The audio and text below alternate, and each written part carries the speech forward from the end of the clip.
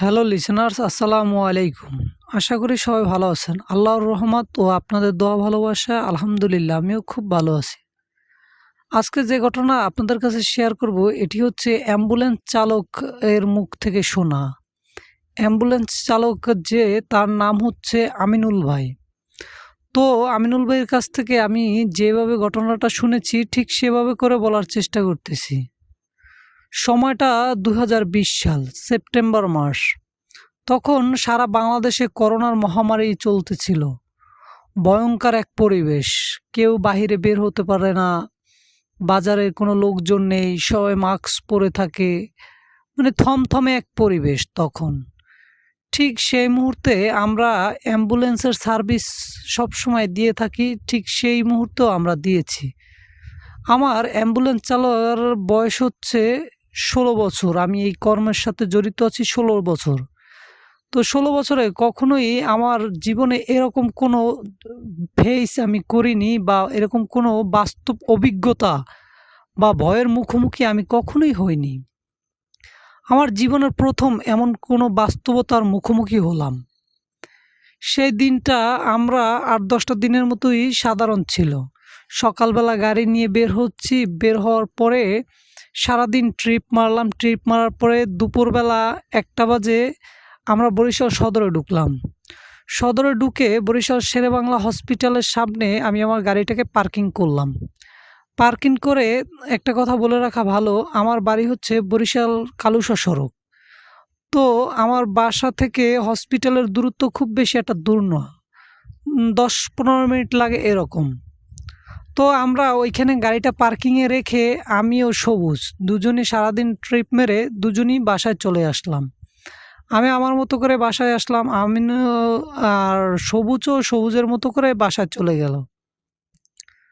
তারপরে দুপুরে খাওয়া-দাওয়া করে রীতিমতো ঘুমিয়ে পড়লাম। ঘুমের থেকে উঠে আবারও বিকালবেলা আসরের নামাজ শেষ করে আমরা রীতিমতো দুজনই আবার গাড়ির কাছে গেলাম। গিয়ে সারাদিনটা ঘুরলাম। কখনো এদিক ওদিক ছুটোছুটি করলাম, এদিকে গেলাম ওইদিকে গেলাম। কখনো কোনো ট্রিপ আসলো না আমাদের। দিনটা আমাদের ওইভাবেই চলে গেল। তারপরে আমরা দুজনে মন খারাপ করে চলে আসলাম।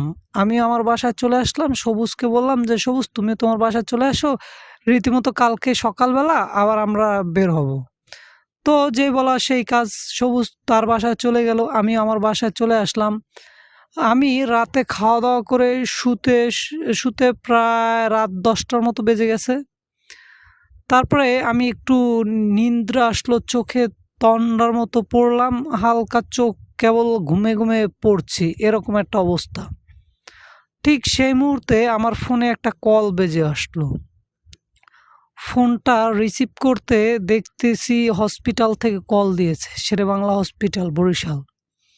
সেইখান থেকে কল দিছে পরে আমি ফোনটা রিসিভ করলাম। রিসিভ করার পরে অপর প্রান্ত থেকে আমাকে বলল যে, "তোমাকে এখনই একটা ভাড়ার ট্রিপে যেতে হবে।"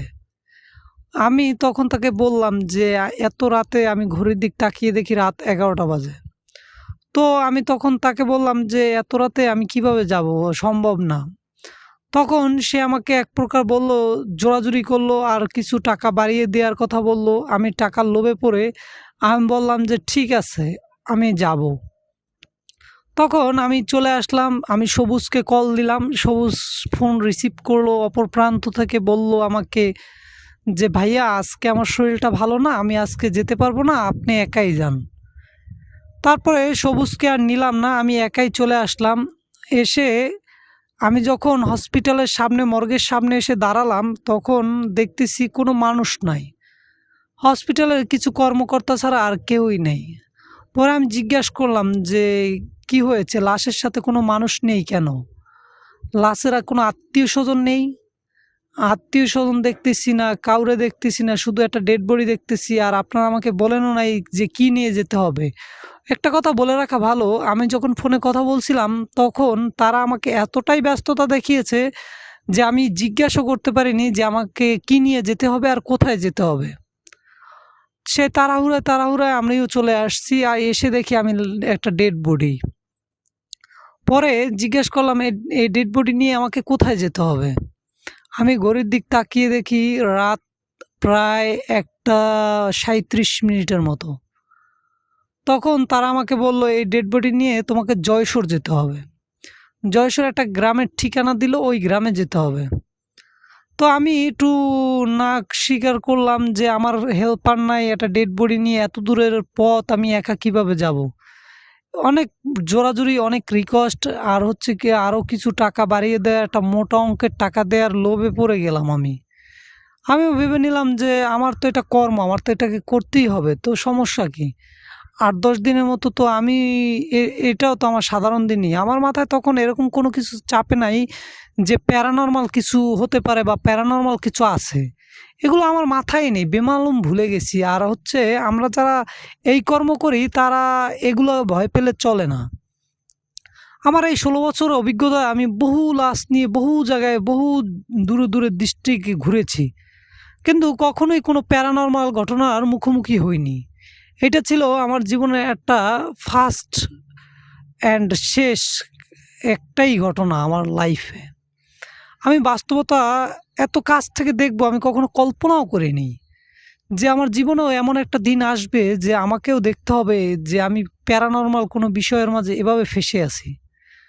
সে যাই হোক, তখন তারা আমাকে টাকার অ্যামাউন্টটা দিল আর বলল অমুক জায়গায় যেতে হবে। আমিও টাকা ও অ্যাড্রেস নিয়ে রওনা দিলাম গন্তব্যের উদ্দেশ্যে। নাম্বার দেওয়া হলো, আর হসপিটালের নাম্বার তো আমার কাছে ছিলই। আমি আল্লাহর নাম নিয়ে শুরু করে দিলাম যাত্রা।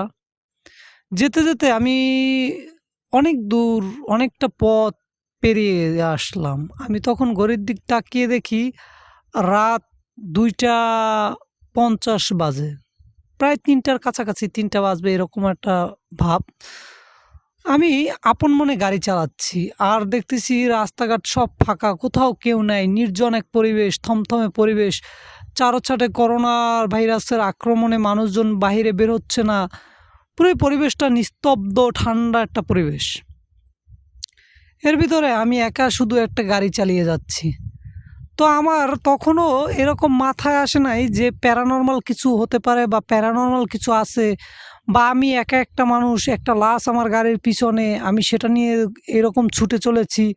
এরকম আমার মাথায় কখনোই কোনো কিছু আসে নাই। আমি আমার মতো করে আপন মনে গাড়ি চালাচ্ছি।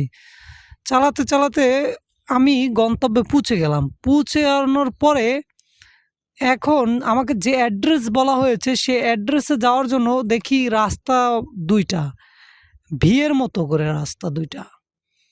তো আমি কোন রাস্তায় যাব বুঝতে পারতেছি না। তখন আমি গাড়ি থেকে নামলাম, নেমে একটু সামনে হেঁটে দেখলাম, তখন আশেপাশে কোনো লোকজন দেখি নাই, কোথাও কেউ নাই, সব পরিবেশ ফাঁকা, একদম কেমন একটা নিস্তব্ধ পরিবেশ, কোথাও কেউ নাই। আমি রাস্তার ২ প্রান্তে একটু পায়ে হেঁটে আগিয়ে দেখলাম, তাকিয়ে দেখলাম, দেখি এক রাস্তা হচ্ছে বিলের ভিতর থেকে গিয়েছে, শুধু ফাঁকা ফাঁকা মরুভূমি। আর অপর প্রান্তের রাস্তায় কিছু আলো দেখা যাচ্ছে। আমি ভাবলাম যে যেহেতু এই রাস্তা বিলের ভিতরে কিছুই দেখা যাচ্ছে না আর এই রাস্তায় আলো দেখা যাচ্ছে, তার মানে এদিকে সামনে ঘরবাড়ি আছে। আমি তাদেরকে ডেকে অ্যাড্রেসটা জেনে নিব, বা কোথায় এই অ্যাড্রেসের সেই ঠিকানাটা আমি ভালো করে জেনে নিব, বা তাদের সাথে দেখা হলে বিস্তারিত কথা বলে নিব। একটু একটা মানুষ দেখলে একটু ভালো লাগবে। এই রাত্রবেলা আমি একা একা গাড়ি চালাচ্ছি, একটা বোরিং ফিল হচ্ছে, সেই জন্য আর কি আমি সে আলোর দিকেই যাব বলে স্থির করলাম। মন স্থির করার পরে আমি গাড়িতে উঠে বসলাম। বসে রীতিমতো গাড়ি স্টার্ট করে আমি সোজা যাচ্ছি। যাওয়ার পরে গ্রামটা ঢুকলাম। গ্রামে ঢোকার পরে এমনই একটা পরিবেশ সৃষ্টি হচ্ছে, মনে হচ্ছে নিস্তব্ধতায় পুরো গ্রামটা ঢেকে আছে। আর আমি দূর থেকে যে আলোগুলো দেখেছি সে আলোগুলা বাড়ির বাহিরে না, প্রত্যেকটা আলো হচ্ছে ঘরের ভিতরে। কিন্তু ঘরের ভিতরে এমনই এলোমেলো করা যে ঘরের ভিতরে কোনো মানুষ আছে এরকম কোনো অস্তিত্বই নেই। মনে হচ্ছে এরা হচ্ছে এই ঘরবাড়ি ছেড়ে, সবকিছু ছেড়ে কোথাও যেন হারিয়ে গিয়েছে। এরকম আমি তখন আরেকটু সামনে গেলাম। গিয়ে তারপর ভাবলাম যে দেখি যে সামনের বাড়িতে কোনো ঘর আছে কিনা। এরকম করে আমি একে একে ৪-৫টা ঘর পার হলাম। কিন্তু কাউকে দেখতে পাচ্ছি না, পুরো গ্রামটা ফাঁকা। তারপরে আমি গাড়িতে উঠে সেই রিলেটিভের ফোন নাম্বারে বহুবার ফোন দিচ্ছি, কিন্তু অপর প্রান্ত থেকে আমার ফোনটা কেউই রিসিভ করতেছে না। রিসিভ করতেছে না দেখে আমি ভাবলাম যে ঠিক আছে, তাহলে মনে হয় আমি ভুল রাস্তায় চলে আসছি। তাহলে একটা কাজ করি, আমি এখান থেকে গাড়িটা ঘুরিয়ে আমি ওই রাস্তাটায় ঢুকি, যে রাস্তাটা বিলের ভিতরে গিয়েছে। তো যেই বাবা সেই কাজ। যখন গাড়িটা ঘুরিয়ে আমি অপর সেই বাজারে আসলাম, বাজারে এসে আর অন্য রাস্তায় ঢুকবো, সে হাতের বামের রাস্তাটায় ঢুকে গেলাম। ঢুকে যাওয়ার পরে দেখতেছি বিল, ফাঁকা বিল, আর কোথাও কেউ নাই, ফাঁকা রাস্তা। আমি আমার মতো করে আপন মনে গাড়ি চালাচ্ছি। গাড়ি চালাতে চালাতে চালাতে চালাতে হঠাৎ সামনে দেখলাম একটা বৃদ্ধ মহিলা দাঁড়িয়ে আছে, যার পরনে ছিল সাদা একটা কাপড়, আর ফেসটা ভালো দেখা যাচ্ছিল না, স্পষ্ট না।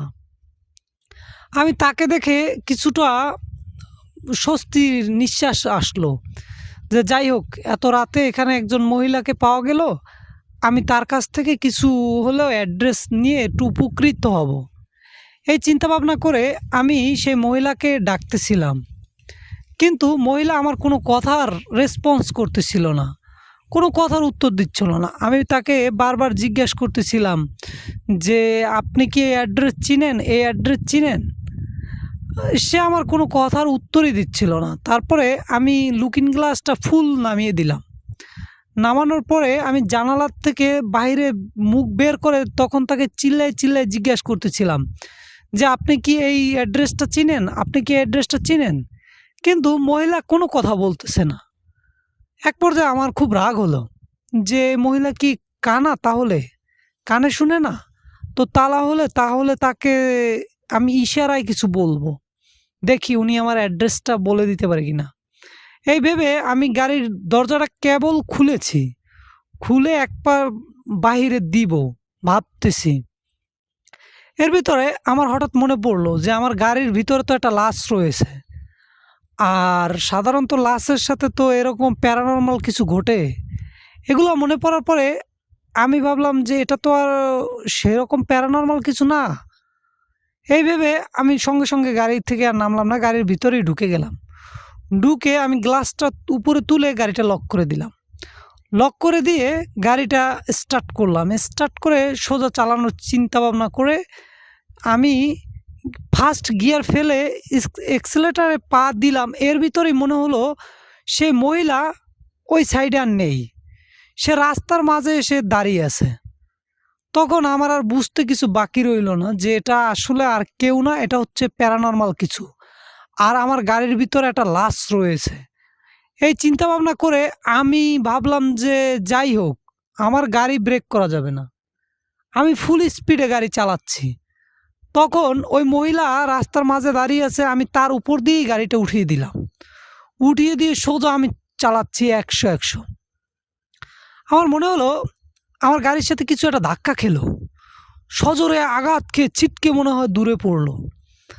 দূরে পড়ার পরে আমি ওইদিকে কেয়ার না করে আমি আমার মতো করে গাড়ি চালাচ্ছি। হঠাৎ করে আমি একটা ব্যাড স্মেল পাচ্ছি, মনে হচ্ছে আমার একটা দুর্গন্ধ আমার পুরো গাড়িটা ছড়িয়ে যাচ্ছে। আর এমনই দুর্গন্ধ, যে দুর্গন্ধটা আমার পেটের ভিতরে এমন করে মোচড় দিচ্ছে, মনে হচ্ছে পেটের ভিতরে যা আছে সব এখনই বের হয়ে যাবে, বমি আসতেছে, এরকম একটা পরিস্থিতি। ঠিক তখন আমি ভাবলাম যে আমি জানালাগুলো খুলে দেই, খুলে দিয়ে তাহলে গন্ধগুলো একটু ভিতরে যাবে, একটু স্বস্তি লাগবে।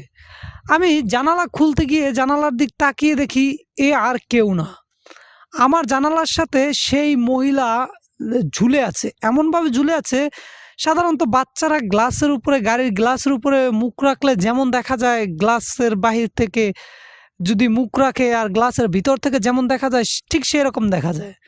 তবে এখন আর তার চেহারাটা সে আগের মতো নেই, চেহারাটা ঝোপসে গেছে, কেমন হয়ে গেছে, মানে হচ্ছে পুরোই থেতলে গেছে, ফেজের কোনো আকৃতি বোঝা যাচ্ছে না।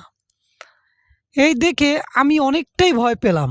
ভয় পেয়ে আমি আর যে ঘাড় ঘুলিয়ে দেখবো সেটা আছে না গেছে, এরকম সাহস আমার হয় না।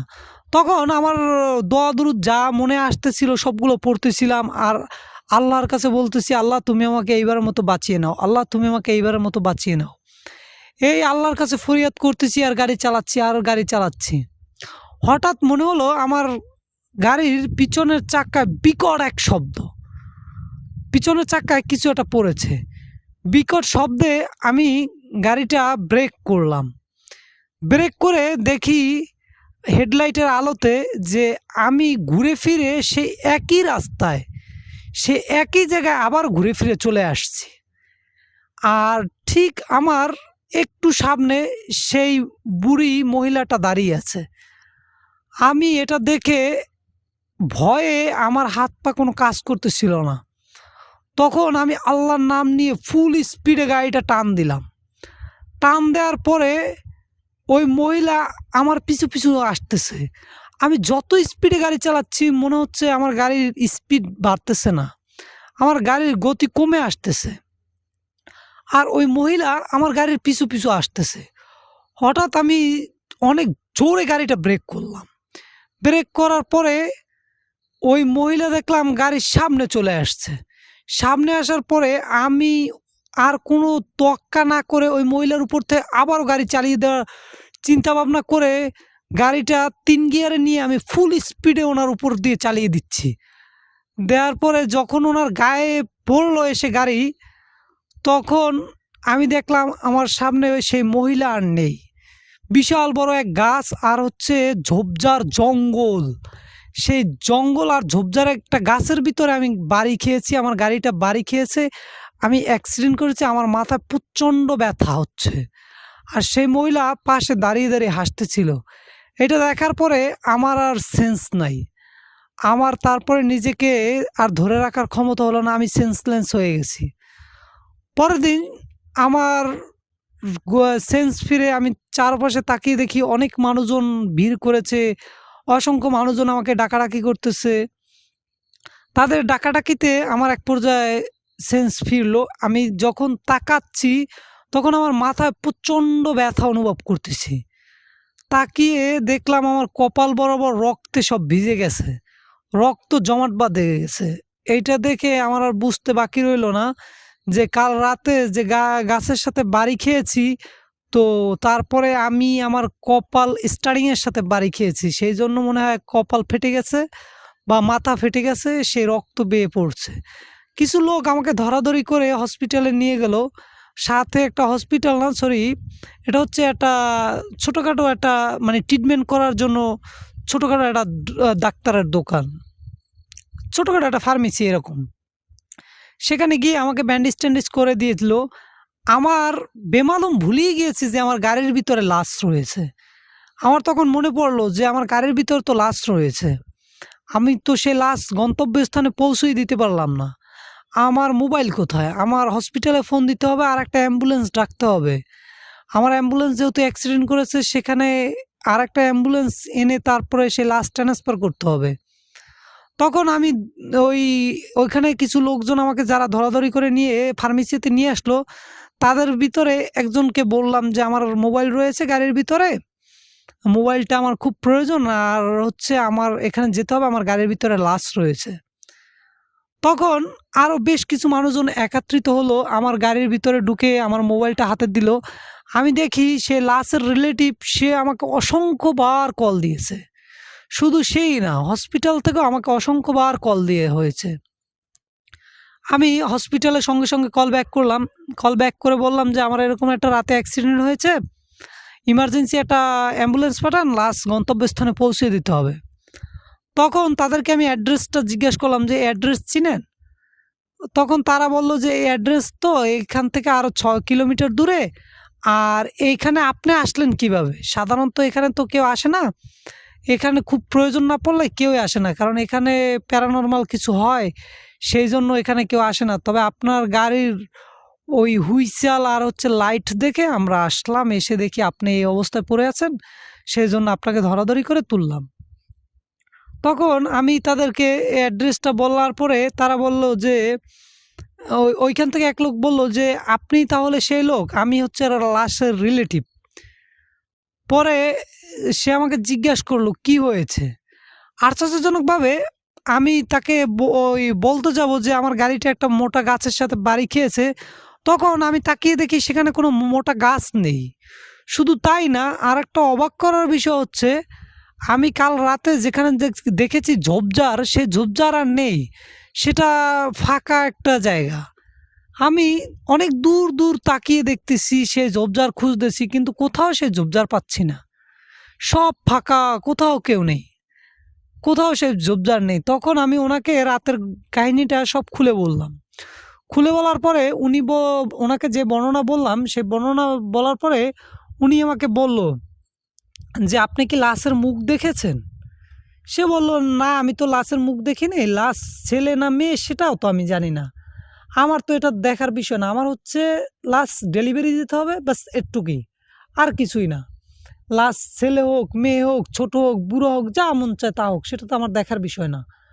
তখন সে পাবলিক প্লেসে বলছে যে আপনি লাশের মুখটা খুলেন, লাশের মুখটা খুলেন।